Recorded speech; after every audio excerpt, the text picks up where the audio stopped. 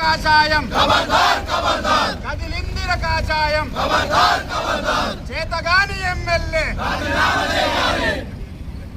చేతగాని ఎమ్మెల్యే చేతగాని ఎమ్మెల్యే చేతగాని ఎమ్మెల్యే డబల్ రోడ్ వేస్తావా డబల్ రోడ్ వేస్తావా డబల్ రోడ్ వేస్తావా కదిలిందిర కాషాయం కదిలిందిర కాషాయం కదిలిందిర కాషాయం ప్రాణాలతో చెలగాటమా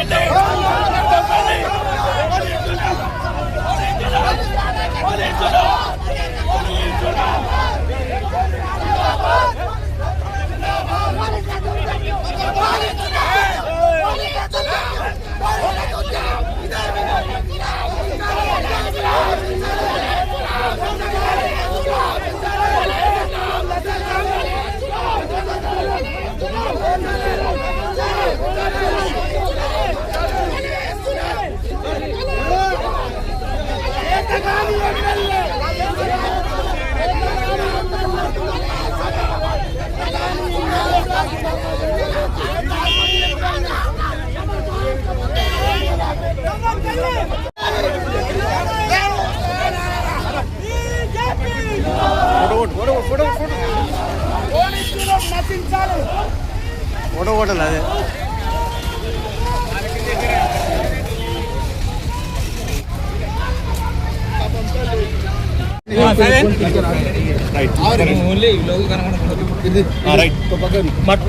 ఈరోజు భారతీయ జనతా పార్టీ గన్నేరువరం మండల శాఖ ఆధ్వర్యంలో ఈ యొక్క డబల్ రోడ్డు గురించి ఈరోజు ఈ ధర్నా కార్యక్రమం నిర్వహించడం జరిగింది.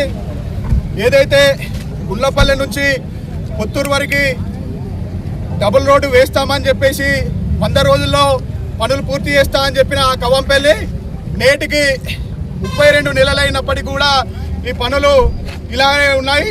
ఈరోజు చూసినట్టయితే ఎంతో మంది ప్రాణాలు పోతున్నటువంటి పరిస్థితి ఉన్నది. గత ప్రభుత్వంలో టీఆర్ఎస్ గవర్నమెంట్ ఉన్నప్పుడు 77 కోట్లతోని మేము శాంక్షన్ చేసినామని చెప్పి గత ప్రభుత్వం ఏదో పాలాభిషేకాలు చేసుకొని దాన్ని ఓన్లీ షోపుటా రాజకీయాలు చేసి రోడ్డు నిర్మించకుండా అదే పరిస్థితి అట్లనే విడిచిపెట్టారు. తర్వాత ఏదైతే రోడ్డు ప్రధాన సమస్య ఉందో ఆ రోడ్డు సమస్యల పట్టుకొని ఇప్పుడు ప్రస్తుతం ఉన్న ఎమ్మెల్యే అప్పుడు యువజన సంఘాల ముసుగులో కొంతమంది ఈ డబుల్ రోడ్డు గురించి కొట్లాడినట్టు వ్యవహారం చేసి ఈరోజు అదే యువజన సంఘం నాయకులు ఈరోజు కవంపల్లి తొత్తుగా మారిరని ఈ సందర్భంగా తెలియజేస్తున్నాం. అదే ఎమ్మెల్యే గారు కవంపల్లి సత్యనారాయణ గారు ఇదే రోడ్డు మీద కూర్చొని నిరసన చేసిన రోజులు నీకు గుర్తొస్తలేవా అని చెప్పి మేము కవంపల్లి గారిని అడుగుతా ఉన్నాం. మాకు రోడ్డు వేస్తారా, మీరు రాజీనామా చేస్తారా? మీరు రాజీనామా చేస్తారన్నా ఇక్కడ బై ఎలక్షన్స్ వస్తే ఈ మా మానకొండ పరిస్థితి, మా గన్నేరువరం పరిస్థితి అభివృద్ధి చెందుతుందని మేము హెచ్చరిస్తున్నాం. పక్కన ఉన్నటువంటి హుజరాబాద్ కాన్స్టిట్యున్సీ పక్కనే ఉన్న హుస్నాబాద్ కాన్స్టిట్యున్సీలో అభివృద్ధి పనులు జరుగుతాయి. అక్కడికేమో నిధులు వస్తాయి. మన గన్నేరువరం మండలం ఏం పాపం చేసింది, మానకొండ కాన్స్టిట్యున్సీ ఏం పాపం చేసిందని మేము అడుగుతా ఉన్నాం. ఇక్కడనేమో అభివృద్ధి పనులు కావు. అక్కడ డబల్ రోడ్ ఉన్నదానికి 4 లైన్ రోడ్ అవుతుంది. ఇక్కడ గతి లేని దిక్కు లేని దానికి డబల్ రోడ్ ఏమంటే ఏషా పరిస్థితి కనబడతలేదు. మేము చెప్తున్నాం కవంపల్లి గారికి, మేము శాంతియుతంగా చట్టబద్ధంగా నిరసన కార్యక్రమం తెలియజేస్తున్నాం. మాకు ధర్నాలు చేయడం, అసెంబ్లీని ముట్టడించడం, క్యాంప్ ఆఫీసులు ముట్టడించడం మాకేం కొత్త కాదు. మేము చేయాలంటే ఏదైనా చేస్తాం. మీరు నెల రోజులలో ఈ పనులు స్టార్ట్ చేయకపోతే మాత్రం భారతీయ జనతా పార్టీ తీవ్రంగా ఆందోళనలు చేస్తామని మేము హెచ్చరిస్తా ఉన్నాం. మీరు ఎందుకు అసెంబ్లీలో మాట్లాడతలేరు? కాంట్రాక్టర్ని అడిగితే బిల్లులు అస్సలు ఏమంటారు? మరి ఈ విషయం మీరు అసెంబ్లీలో ఎందుకు అడుగుతలేరు? దీన్ని అసెంబ్లీలో మీరు మాట్లాడతలేరు అంటే కేవలం మీ వ్యక్తిగత ప్రయోజనాల కోసం, మీ పదవుల కోసం తప్ప మీరు మానకొండకి అభివృద్ధి చేద్దామనే పరిస్థితి కనబడతలేదు. ఖబర్దార్ కవంపల్లి, రాబోయే రోజుల్లో తీవ్రంగా ఉద్యమిస్తామని హెచ్చరిస్తా ఉన్నాం.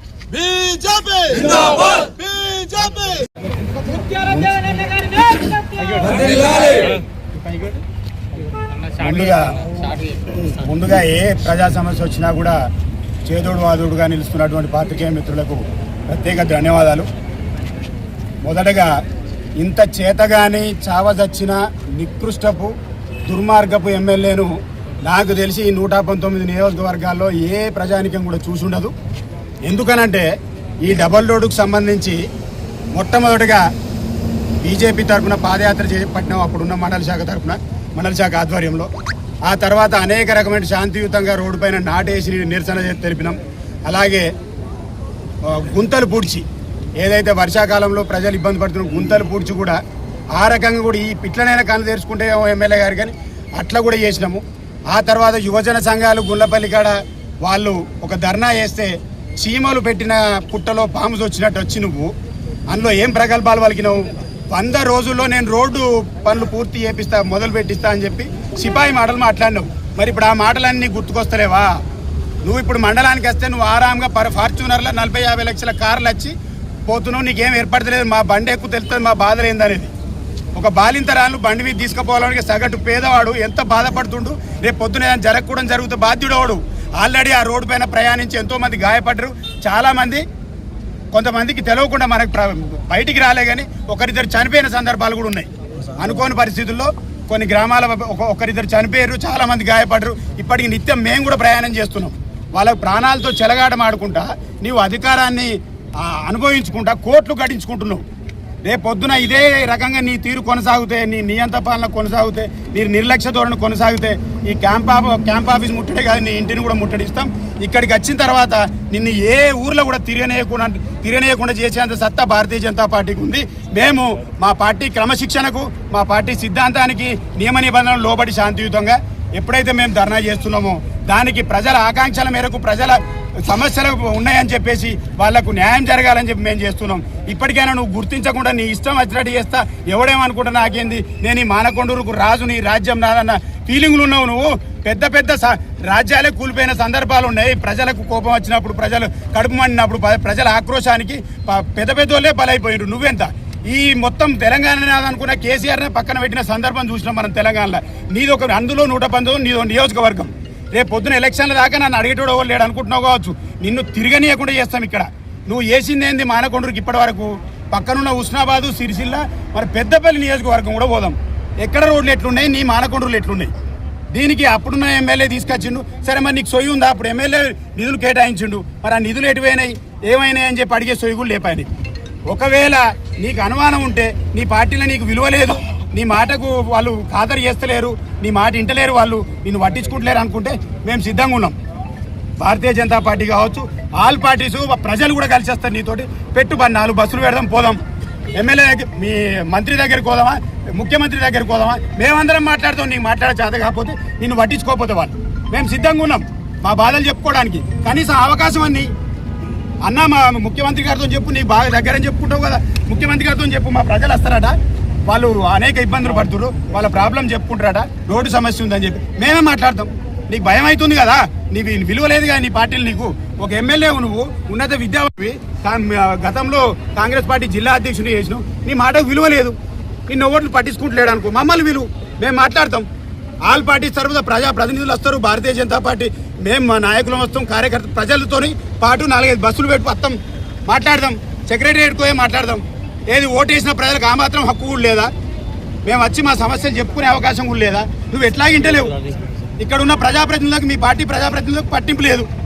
అరే కనీసం నీ ప్రజలు వేసి సర్పంచ్ గెలిపించిర్రు, మరి ఈ మెయిన్ రోడ్ వేపిద్దామని సొయ్యి లేకుంటున్నారు వాళ్ళు. అడగడానికి వాళ్ళకి భయం అవుతుంది, పైన అడగడానికి నీకు భయం అవుతుంది. నీకు ఒకవేళ అడిగినా నేను పట్టించుకుంటలేరు, మధ్యలో ఇబ్బంది పడుతుంది ప్రజలు. ఓట్లేసి మీ ప్రభుత్వాన్ని అలా రాష్ట్రంలో గద్దెనెక్కించారు, ఇక్కడ నిన్ను గెలిపించారు నీ మాటలు నమ్మి. ఇంకా కూడా గోస అనిపించలేదా ప్రజలు చూస్తూ ఉంటే? ఇట్లే కనుక నువ్వు చేస్తే మట్టికి మొత్తం మండల బంధు పిలిపిస్తాం.